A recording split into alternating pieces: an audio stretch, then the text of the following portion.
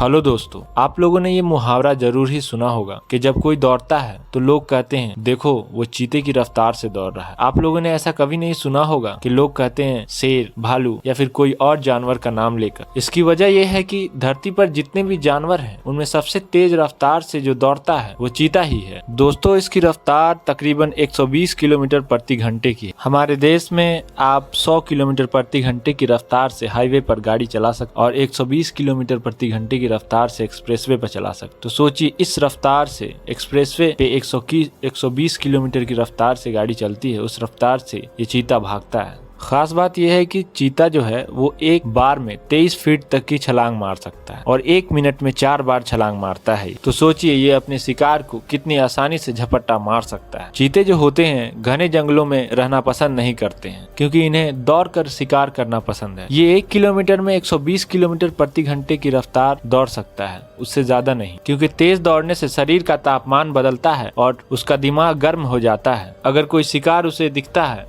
तो वो बस उसे 1 मिनट तक पीछा करता है। ये चीते 50 से 60 किलो के जानवर का शिकार करते हैं। तो दोस्तों, बात करते हैं असल मुद्दे पे। हमारे देश में 8 चीते जो लाए गए हैं नामीबिया से तकरीबन 8000 किलोमीटर दूर से। बहुत सारे सवाल उठ रहे हैं, क्यों लाए गए हैं ये चीते?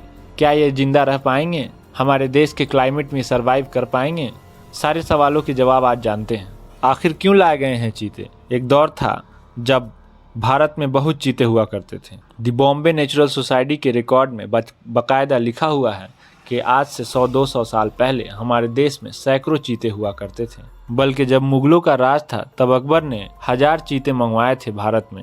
धीरे धीरे लोगों ने जंगले काटे, जिसके कारण चीते को सही हिसाब से खाना नहीं मिल पा रहा था और वो लुप्त होते गए। कहते हैं जिस समय देश आज़ाद हुआ 1947 में, उसी समय आखिरी चीते की हिंदुस्तान में मौत हो गई और 1952 में चीते को विलुप्त प्राणी घोषित कर दिया गया था। आखिरी 3 चीते जो थे उनका भी शिकार कर दिया गया था। आपको पता ही होगा, पहले के राजा महाराजाओं को शिकार करना बेहद ही पसंद था। वो अपने राजकुमारों के साथ जंगलों में शिकार किया करते थे। भारत में जो आखिरी 3 चीते थे उसका शिकार छत्तीसगढ़ के उस वक्त के महाराजा रामानुज प्रताप सिंह देव, इन्होंने 1947 में आखिरी 3 चीते को भी मार डाला। बहुत समय से बात चल रही थी चीते को लाने से बाहरी देशों से, लेकिन ये हुआ नहीं। आखिरकार मोदी जी ने नामीबिया से 8 चीते मंगवा ही दिए।